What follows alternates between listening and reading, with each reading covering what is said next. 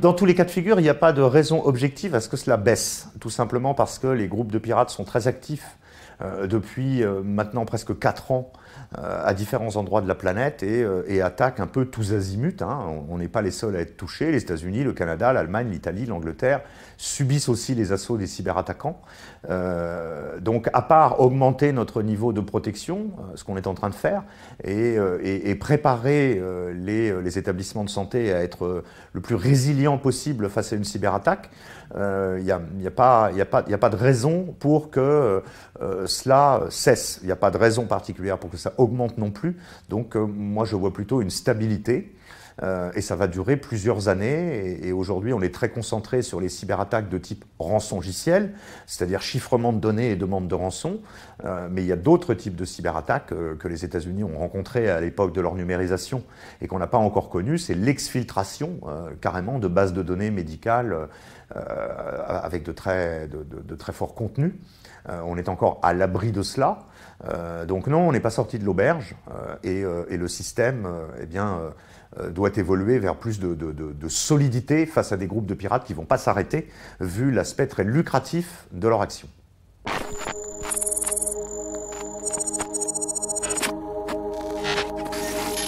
On a des fragilités directement liées à la révolution numérique que les hôpitaux ont réalisée entre les années 2000 et 2020. J'entends par là que la surface numérique des hôpitaux s'est largement accrue. C'est-à-dire que dans les années 2000, on avait des fonctions support informatisées, achats, finances, ressources humaines, et qu'en 20 ans, tout s'est informatisé, que ce soit toutes les spécialités internes, l'imagerie, la biologie, l'anatomocytopathologie, les blocs opératoires, les urgences, le bed management. On a énormément de logiciels qui supportent tous les processus de l'hôpital. Donc, une plus large surface numérique, donc une plus large surface d'exposition. En plus, sur des systèmes d'information que l'on souhaite communicants et pas fermés sur eux-mêmes.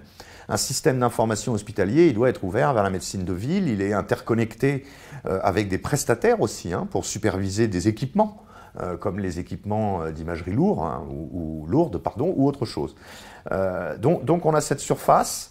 À l'intérieur de ce système d'information, on a une certaine dette technologique qui fait qu'on a encore dans beaucoup d'hôpitaux du matériel pour partie obsolète, donc qui représente clairement un risque, hein, et sur lequel parfois les cyberattaques s'appuient sur cette obsolescence matérielle bien connue avec des ordinateurs en support d'applications médicales encore sur des vieilles versions ou qui ne peuvent pas être patchées.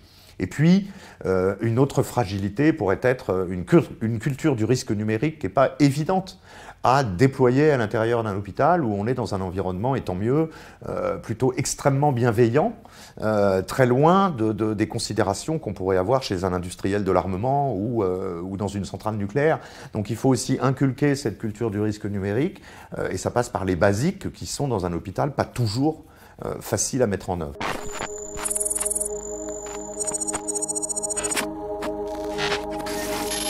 À partir du moment où la cyberattaque touche le cœur du système d'information et rend donc indisponibles les applications métiers, ce qu'on a pu voir arriver dans des hôpitaux comme Corbeil, Versailles, Dax ou autres, on a une informatique qui passe d'un statut opérationnel à un statut complètement inopérationnel, avec des conséquences immédiates sur un certain nombre de patients. Je pense aux patients de réanimation, je pense aux bébés en réanéonat et autres, que les hôpitaux sont obligés de déplacer en fait et d'envoyer ailleurs, parce que l'environnement technologique qui permet leur maintien en sécurité est défaillant. On va très rapidement ne plus pouvoir assurer les urgences. C'est pas tant qu'il n'y a pas d'urgentiste, c'est qu'on ne sait plus faire d'examen de biologie, on ne sait plus éventuellement passer un scanner, et donc ils n'ont plus leurs outils. Comme disaient ceux de Dax, on n'a plus nos outils habituels et on se retrouve en médecine de brousse quelque part. Et donc l'hôpital va, la deuxième conséquence rapide après l'évacuation des patients à risque, ça va être la fermeture d'un certain nombre de services et le reroutage vers des offres de soins équivalentes du territoire. On peut avoir des problèmes avec le SAMU, très important. S'il y a un SAMU qui est pris dans la cyberattaque et qui fait que le 15 n'est plus accessible, mais ça, il y a des mécanismes de bascule.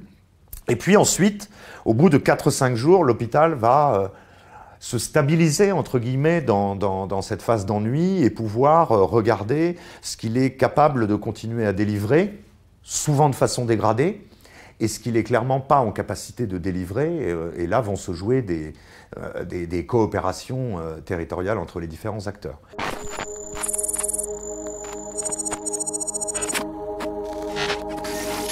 Premièrement, le blocage de leur système informatique, c'est avant tout un vrai souci, hein. C'est-à-dire en bloquant le système informatique, on bloque l'hôpital, donc on l'empêche de mener à bien ses missions. Souvent, les RSSI disent que le principal risque, c'est finalement celui-là, presque plus que de l'exfiltration de données, parce que finalement, de l'exfiltration de données, ça va donner lieu à des considérations et des problématiques juridiques. Mais les gens ne vont pas mourir, hein, parce que les données sont exfiltrées. Donc ça, c'est le premier problème, le blocage de l'outil, quelque part, de production et de délivrance des soins.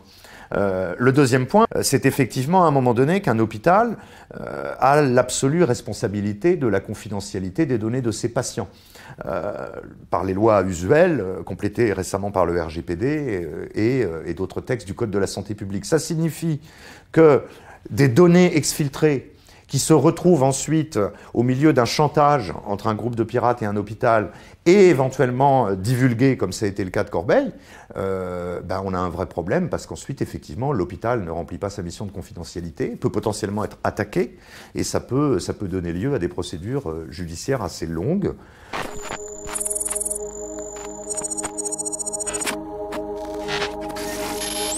Déjà, elles sont bienvenues.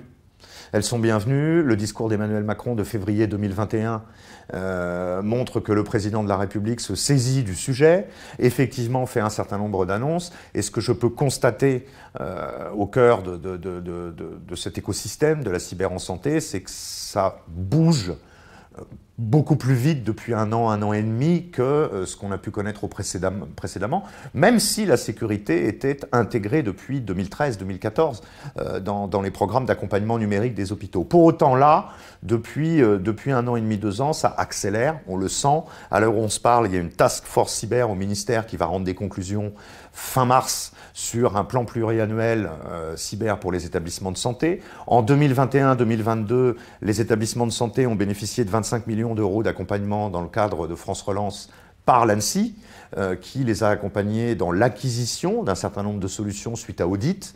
Là, on sait que des moyens arrivent dans les agences régionales de santé pour accompagner les hôpitaux à réaliser des exercices de cybercrise. Donc ce serait pas sérieux de dire qu'il n'y a pas de moyens. Maintenant, ce qui va être important d'observer en 2023 et 2024, c'est comment on les utilise.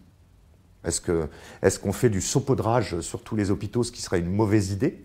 Ou est-ce qu'on pense des stratégies régionales mutualisées, où on peut avoir des services de sécurité appuyés sur des progiciels divers, mis à la disposition du système de santé, à la fois sanitaire et aussi médico-social. Ce qu'on entend sur le terrain, c'est que des moyens, c'est bien, mais il va aussi falloir des bras, et que les bras, c'est compliqué à trouver pour tout le monde en ce moment.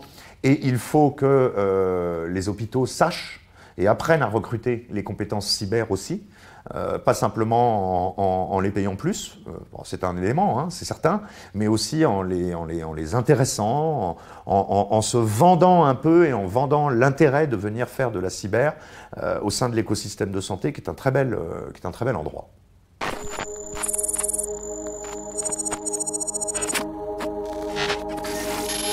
Oui, beaucoup, même si sa position évolue progressivement. L'État aussi le souhaite et a souhaité que progressivement on ait des RSSI qui ne soient plus rattachés à la direction des systèmes d'information, comme on le voit encore, qu'on ait des RSSI qui soient soutenus par un directeur ou une directrice générale, soit directement, soit via un comité de sécurité représentatif. Donc oui, c'est un soldat qui cherche encore sa position, qui cherche encore ses alliés, qui cherche encore son positionnement, comment être perçu comme quelqu'un qui amène de la valeur et qui n'est pas perçu comme un paranoïaque non plus. Enfin, il y a tout un travail à faire sur ce métier encore. C'est pas stabilisé dans la santé. Il y a des endroits où ça va bien, on a des RSSI bien positionnés, qui ont le poids nécessaire pour exercer, et puis il y en a d'autres encore où leur structure de gouvernance est faiblarde et ils ont du mal à être entendus. Mais on est sur un bon chemin.